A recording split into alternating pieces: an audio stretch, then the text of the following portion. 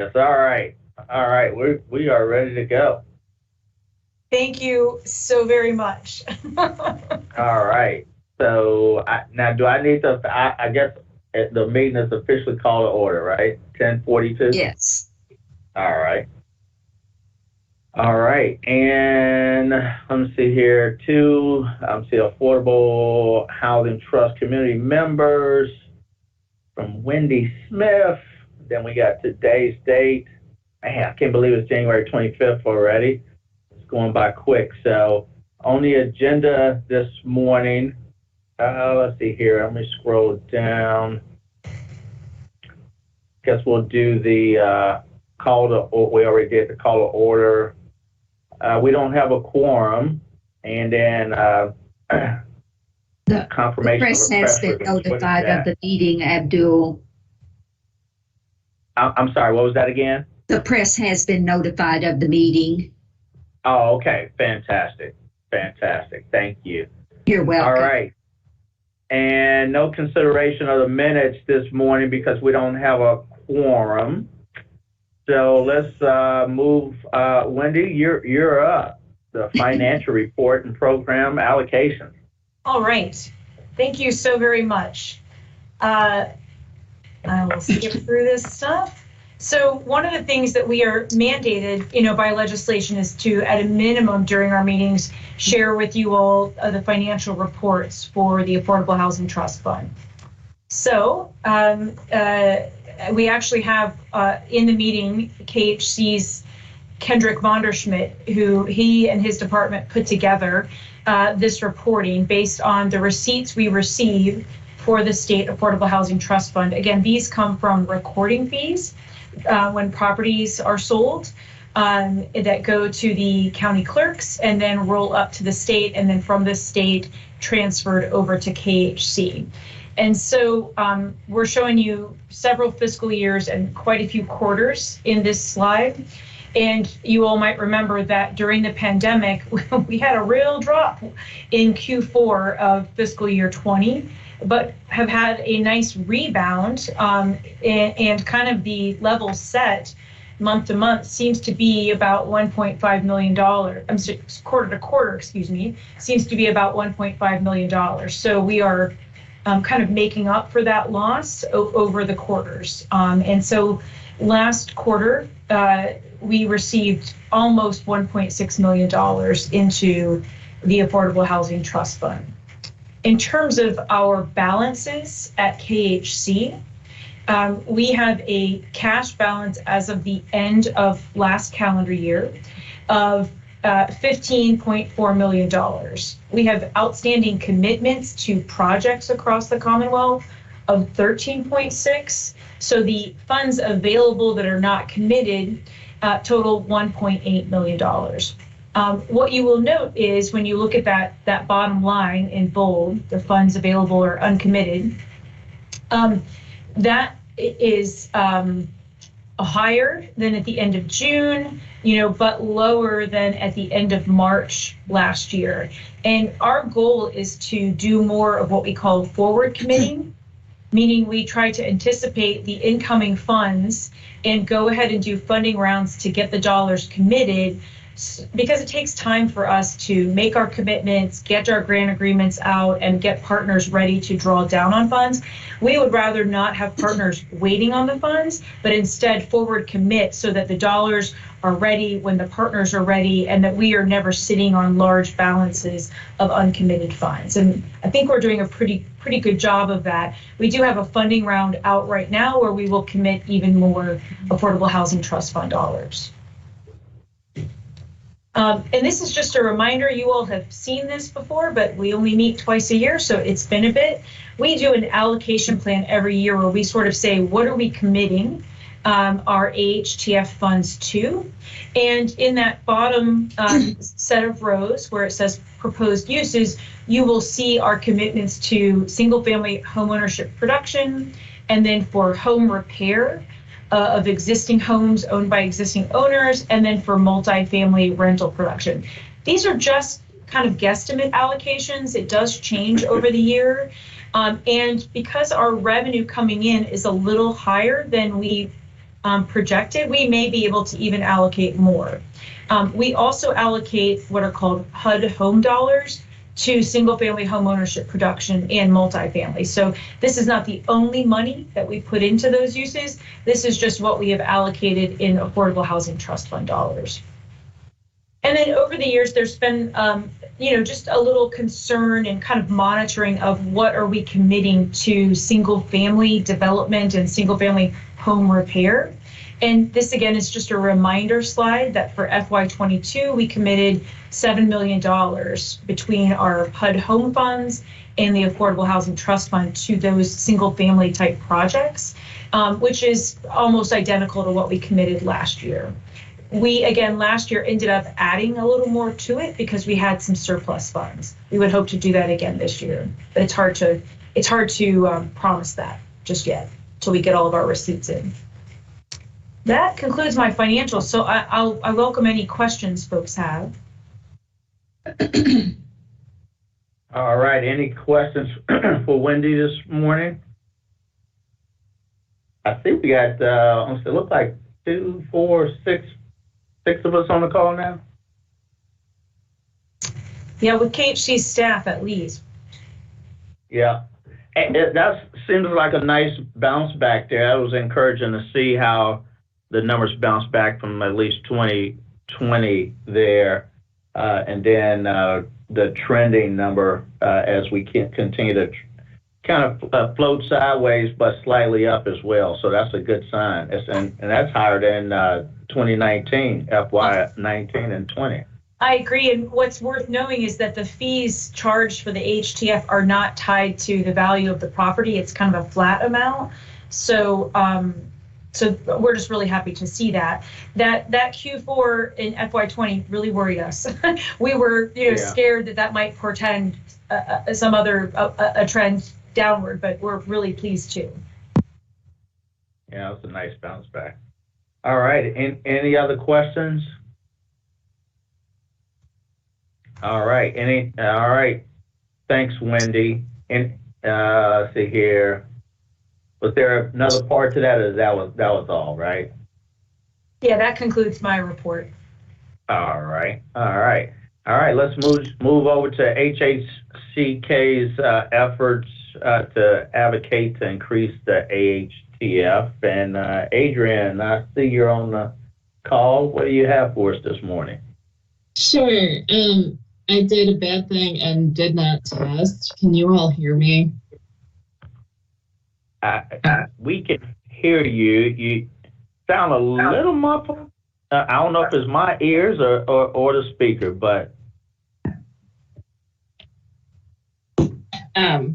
Great. Well, I'll figure that out. Sorry, I usually try to do that like at the beginning of the meeting instead of the middle.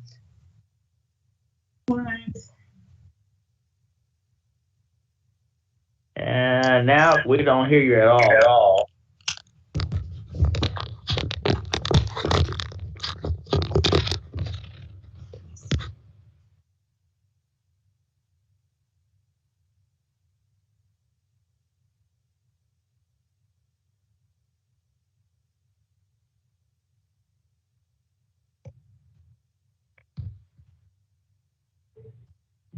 I can see you now, Adrian, but do you put those headsets on there? Okay, I give up. I guess it'll just be right. Have to be a little bit go muffled. for it. All right. So as Wendy talked about, the fees that fund the Estate Affordable Housing Trust Fund are not tied directly to the value of the property. Rather, it's a flat $6 per real estate transaction fee.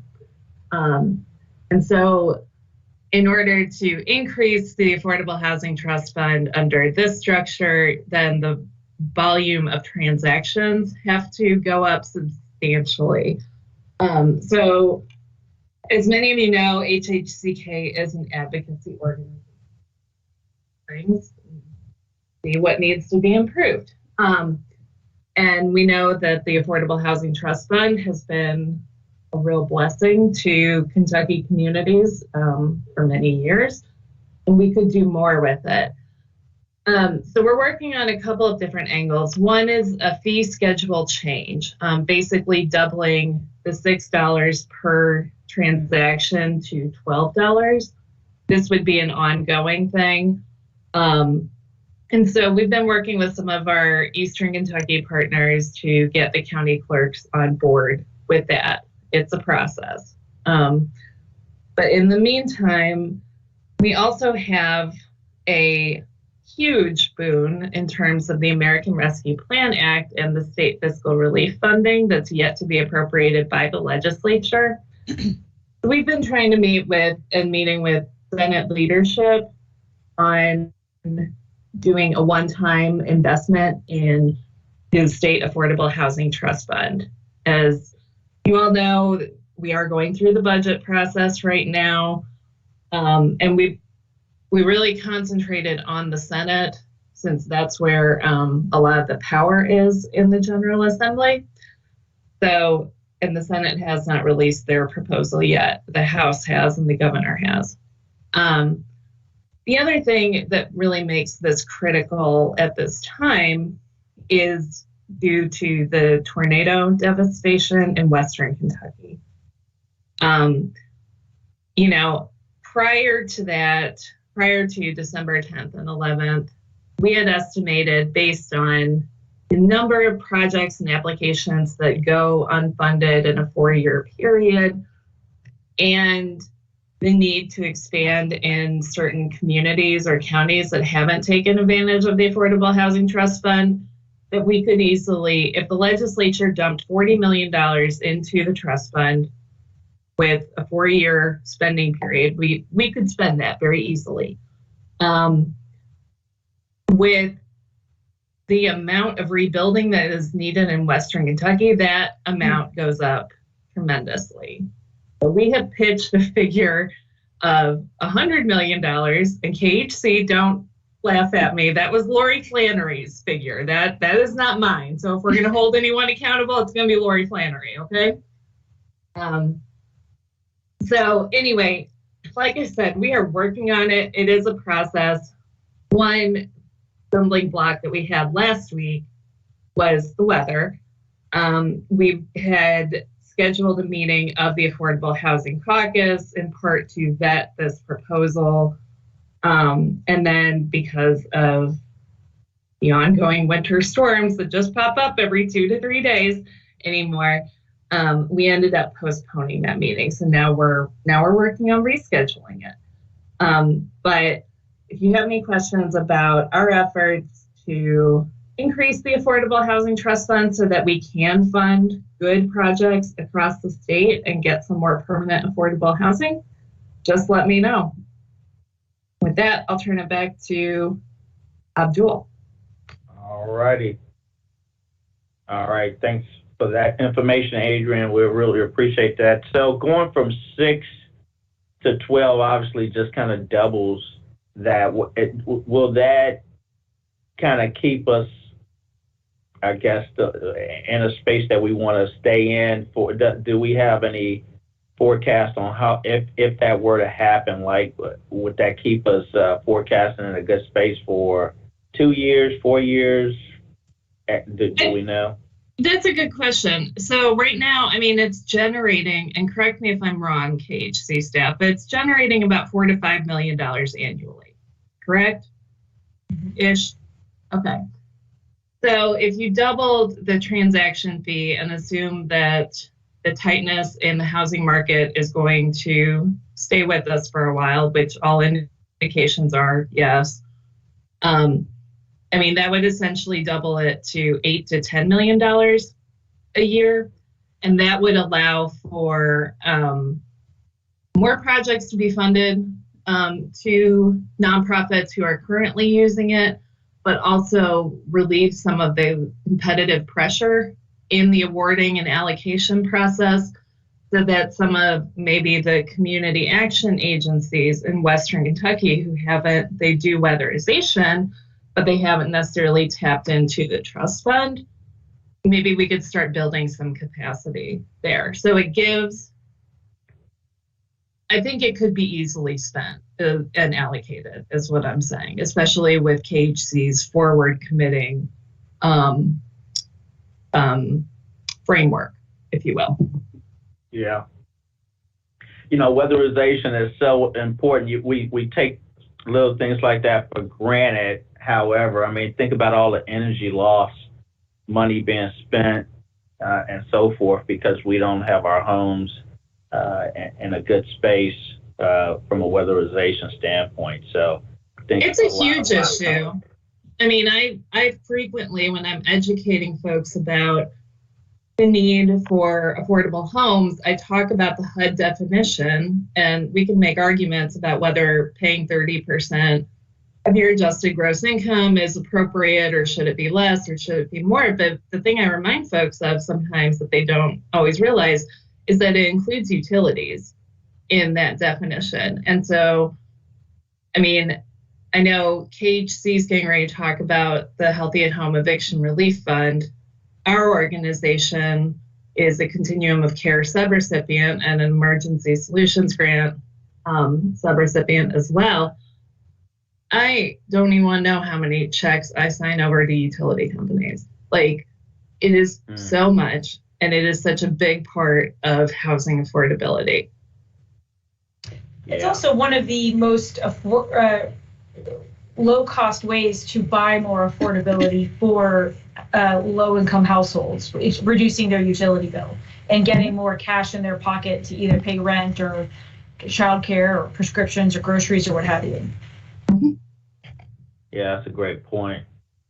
That's why I love these calls here when we get on. It's a good reminder of all the hard work that's being done behind the scenes, you know, especially in the banking space, that we just, you know, we're doing loans all the time, right, to people that I guess kind of ready to go, but then you hear all of the backstop stories, and just listen to you, Adrian, about, you know, that piece being counted at 30%, right? I never really thought about it like that, because I never really saw the formal definition, but now I'm having this wow factor, like, wow, you know, we're supposed to put that in the 30%. And a lot of times we're seeing people come in above 30 with just trying to buy the house. So it's a lot of information there. We need to continue to educate people on. But okay, well, thanks for that report. Really appreciate it. KHC Updates, Wendy, we're boomeranging right back around to you. Like it or not. I just wanted to offer you all, because we have so many new things happening in Kentucky, particularly related to housing, related to COVID relief funding and the tornadoes. I thought I would offer you all a hopefully fairly brief just overview of an update about what's been going on, and then welcome any questions. So we launched in March of this year, or relaunched with a different bucket of funds, the Healthy at Home Eviction Relief Program. This can cover rent and utilities for tenants who are at 80% of area median income or below. So that's a really broad income range. And we serve 118 counties, so everywhere but Louisville and Lexington. And again, we can pay arrears, and we pay 3 months of future rent and or utilities. So we launched February 15th with our application and started making payments in March. And I'm just giving you all an update. So since March of last year, we have paid out $102.5 million in assistance. Now, I want to make sure that it's clear to you all, 99.5% of that has been paid directly to landlords and utilities. A very tiny percentage has gone directly to tenants. We're allowed to do that when a landlord chooses not to participate or does not respond after KHC has reached out 3 times. So anyway, the bulk of that has been rent assistance, but over 11 million has been utility assistance, per the conversation we just had with Adrian about the cost of utilities. We have made over 30,000 individual payments on behalf of 21,560 households. So some households are getting a rent payment and 1 or 2 utility payments. So that's how many individual payments on behalf of not quite 22,000 households in Kentucky. The average assistance per household is just over $4,800 right now. Our total grant of this bucket of funds is $264 million. So of that $264 million, we have subgranted and transferred $38.7 million to Louisville and Lexington to keep their local programs going. We don't operate in those counties. We want them to keep going. They got their own money from Treasury, but they have each run out. So we supplemented their funds with ours. Again, we have paid out 102.5. KHC has used $8.7 million for admin costs. So in total, when you add it all up, $150 million of our grant has been committed, which is 57% of that overall grant. We've never done anything like that, you all. We've never done this kind of work or gotten this much assistance out to pay directly to utilities and landlords in such a short period of time. We still have $100 million remaining, and we are beginning to hire staff to sit in a handful of courtrooms during eviction docket days to offer assistance to landlords and tenants right in the courts with the blessing of a handful of judges. So this is just a month-by-month payout of Healthy at Home eviction relief. You can see it kind of undulates, and we did a big catch up in October to get over a backlog. KHC is currently, Kentucky is currently 27th in the country in terms of states' percent of funds utilized and committed. So this is just shown graphically where we stand. We're pretty thrilled at we are a small state with low housing costs relative to other states. So to rank 27th, I consider that a big win for Kentucky. This is just a chart. I think we might have shown this to you all a while back, but showing the prospective benefit of this program. You can see the blue line is 2019 eviction filings. The orange line is 2020 eviction filings. You can see it flat lines when the courts closed altogether. And it's low because there was a moratorium. But then it picked back up late in 2020 eviction filings because landlords could evict even during the moratoriums for reasons other than non-payment of rent. And then when you look at the green line, that's last year, 2021, through about late September. And what you can see is that even though the eviction moratorium went away, evictions are not back up to 2019 levels. And we consider that a great win.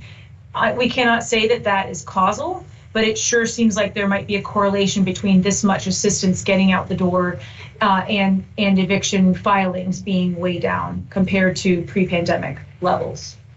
So I'll pause there. If anybody has any questions about Healthy at Home eviction relief, I'm happy to take them before moving on. Wow, now that's amazing to me to see that graphic like that, because I had no idea that foreclosures in 2019 would have been that much higher pre-pandemic than 2020 and or 2021, where I know there was a lot of help there, but I just didn't realize 2019, ideally was that high. And I'm trying to think back to 2019, like what was going on? The rental market was getting tight. Real incomes at the time in 2019 for low-income families were falling in real dollars, meaning their income wasn't keeping pace with the cost of living and rents in particular. But I think evictions have just always been high, and there wasn't before the pandemic much in the way of rapid help to get people, old back rent and or future rent to keep them housed. If I could interject, this is Adrienne, and again, I don't want to try to make the mistake of conflating causation with correlation, But if you look at KHC puts up a dashboard of the Healthy at Home Eviction Relief Fund spending, and you can see like the vast majority of the folks that they are serving are between 0 and 30% area median income. And these are folks, as we have surveyed with KHC's partnership and on our own, one of the questions that I always want to ask is, have you ever been able to get Section 8 or Housing Choice Voucher assistance? Because to me, that's the key point, is that housing was unaffordable and people were just trying to rob Peter to pay Paul prior to the pandemic.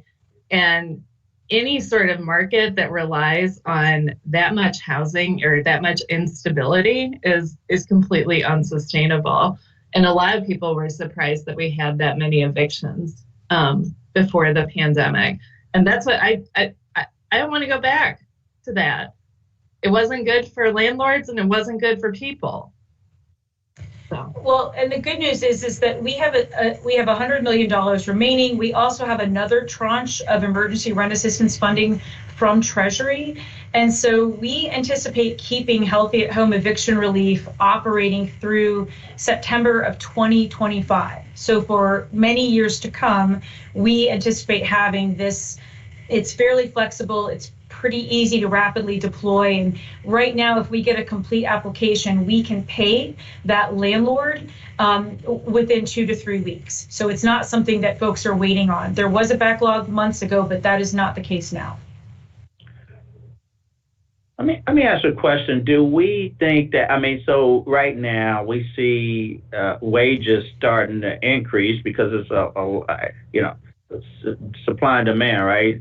We got now more work needing to be done than people that really want to work. I don't want to, whether that's an opinion or fact or whatever, the bottom line is that wages are starting to increase slightly, at least, in some spaces. They're paying people bonuses to come to work, right? So I guess my question is, do we see that as a sustainable piece that will maybe take some of the pressure off this? But then at the same time, inflation is up too, right? So, and the cost of housing is just not going down. The rents continue to rise, the values continue to increase. So, but with wages slightly going up, when KHC looks at this information, do they think that will take some of the pressure off? I hope that is the case, but I worry, because what we know, Abdul, is that even before the pandemic, there was a real shortage of rental units that low-income folks could just find to move into. And then during the pandemic, we got this rent assistance money as well as other dollars to help homeless folks pay rent.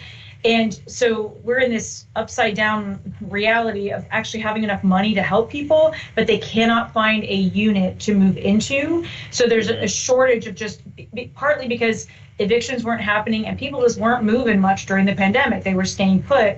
And so you have that. And then losing so much housing in Western Kentucky is going to create people who migrate to other parts of Kentucky to occupy units. And so I'm just worried there's going to still be pressure on rent rates for some time to come. And I don't know if income increases are going to keep pace. Gotcha.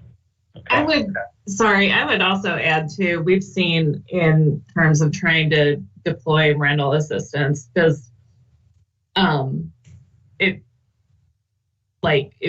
rents doubling, tripling.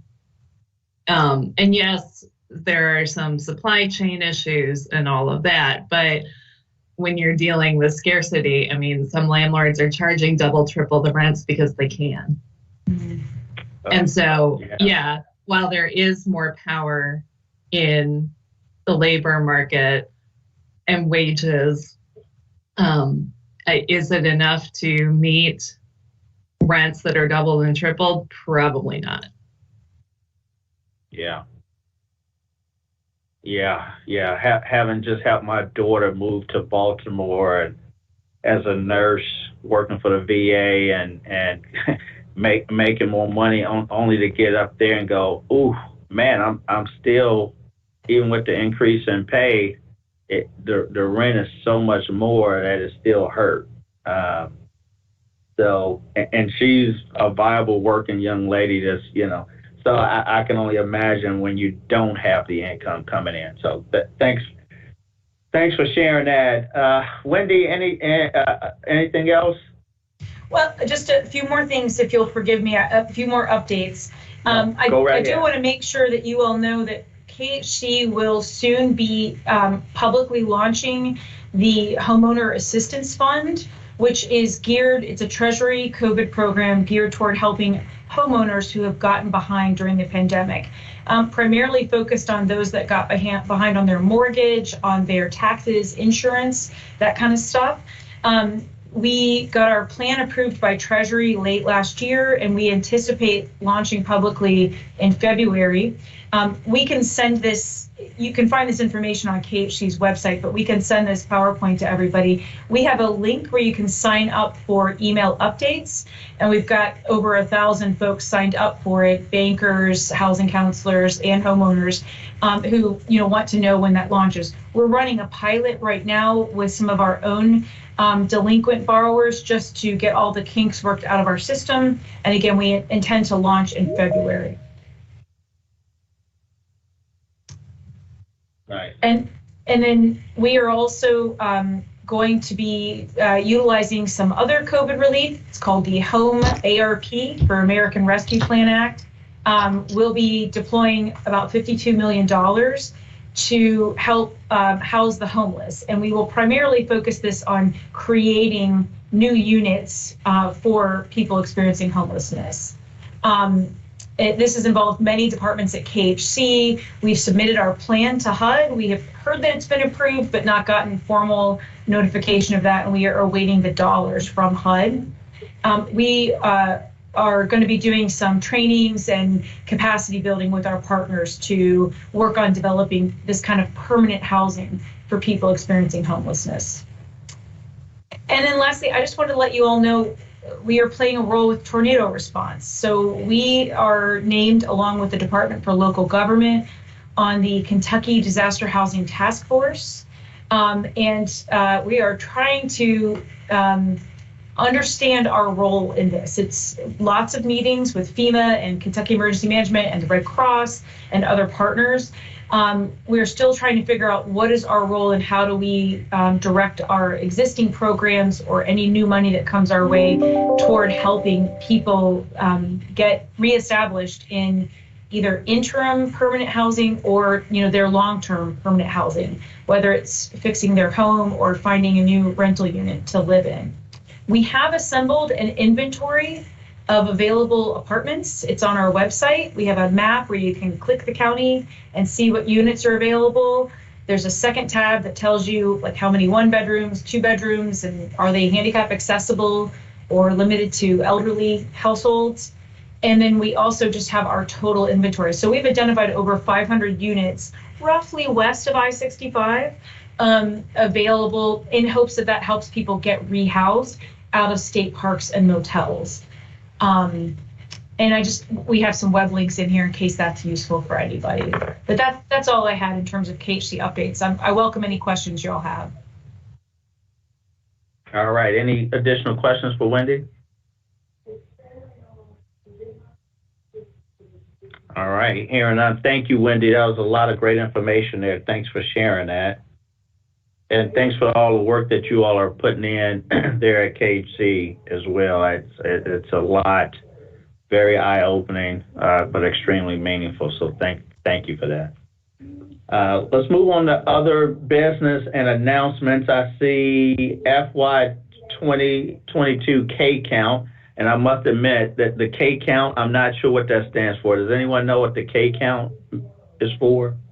That's just our branding of it's called the National Point in Time Count of Homeless. It's done across the nation, and we will do it in Kentucky in late February. Yeah. Okay. All right. Fantastic. February 23rd there looks like that will happen. And then I see our next meeting date is July the 26th. Wow, seems so far away. It's cold today. I'm sure it'll be hot in July on the 26th. I would think it would be at least. So, all right. And that looks like it brings our meeting to an end. Anything else for the good of the conversation? All right, hearing none, I will, I guess, call for a motion to adjourn our meeting today. And I guess I'll make that request. So we are officially adjourned. How about that?